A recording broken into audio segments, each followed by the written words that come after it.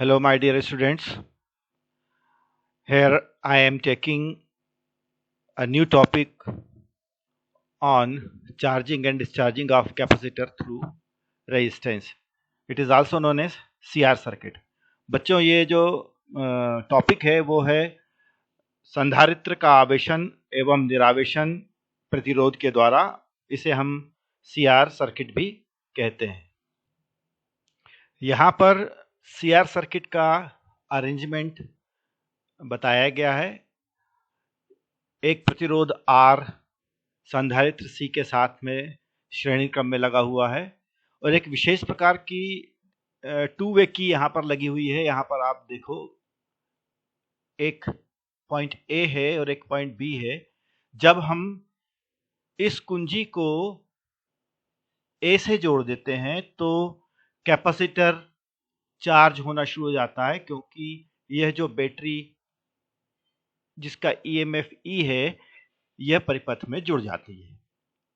जब हम द्विमार्गी कुंजी को B से जोड़ते हैं तो यह बैटरी परिपथ से अलग हो जाती है और सिर्फ यह परिपथ हमारा बचा रहता है। इस प्रकार से हम ये कह सकते हैं कि जब हम A को जोड़ते हैं तो यह कैपेसिटर को चार्ज करेगा और जब B पर जोड़ते हैं तो कैपेसिटर रेजिस्टेंस R के थ्रू डिस्चार्ज होगा। Now suppose we are connecting this key to A, then battery comes into the circuit and a current I flows through the capacitor. इस प्रकार से जब करंट I कैपेसिटर से होकर के बहना प्रारंभ करता है तो यह कैपेसिटर चार्ज होना प्रारंभ हो जाता है। इस प्रकार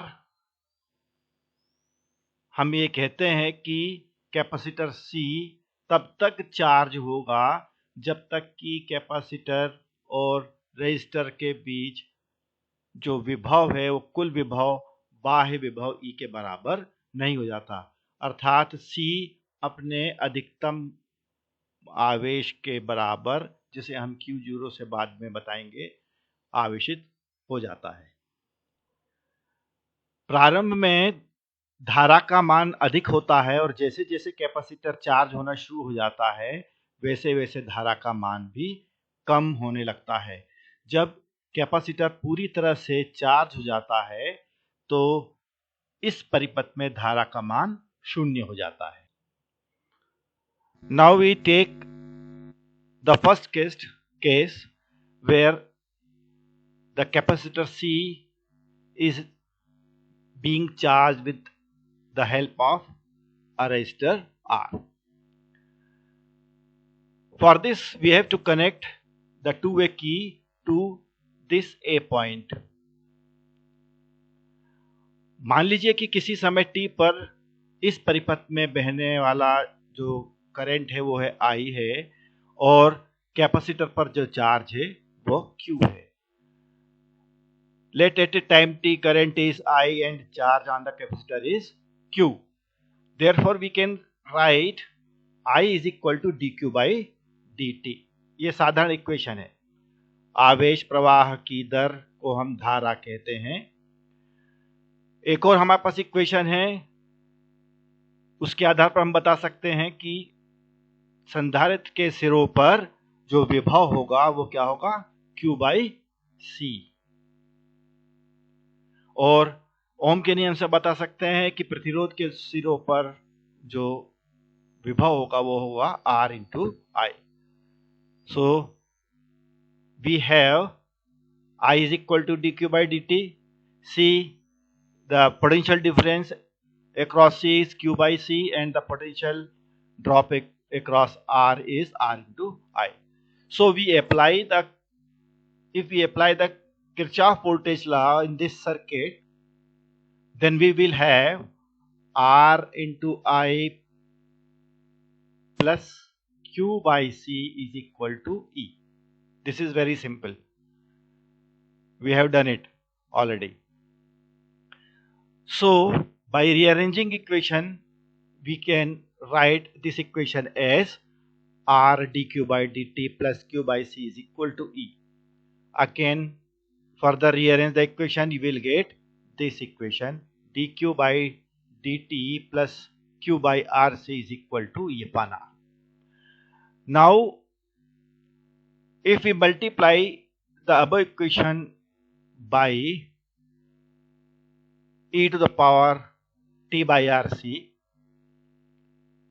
and if we solve this, we will get d by dt q into e to the power t by rc is equal to E upon r into e to the power t by rc. अब प्रश्न ये उठता है कि हम इस equation को e to the power t by rc से गुणा क्यों कर रहे हैं? आपको मालूम है कि संधारित्र का जो नेचर है वो है धारा में वृद्धि का विरोध करना। जब इस परिपथ में धारा बहती है तो यह संधारित्र धारा के मार्ग में अवरोध उत्पन्न करता, अर्थात यह चार्ज होना शुरू हो जाता है और धारा को अपने अधिकतम मान में पहुंचने का विरोध करता है। संधारित्र तब तक विरोध करता है जब तक कि यह पूर्णतः आवेशित ना हो जाए, और संधारित्र की प्रकृति हमें मालूम है कि यह पूर्णतः आवेशित एक सामान्यता नहीं होता, इसीलिए अनंत समय तक ये अपने आप को पूर्ण आवेशित करने में समय लेता है। इसीलिए हम एक exponential term e to the power t by rc का गुणा करते हैं। ये जो समीकरण आपको प्राप्त हुआ है, इसमें ये वाला भाग आप हल करके देखेंगे तो आप क्या देखेंगे कि e to the power t by rc का गुणा इन दोनों में हो रहा है।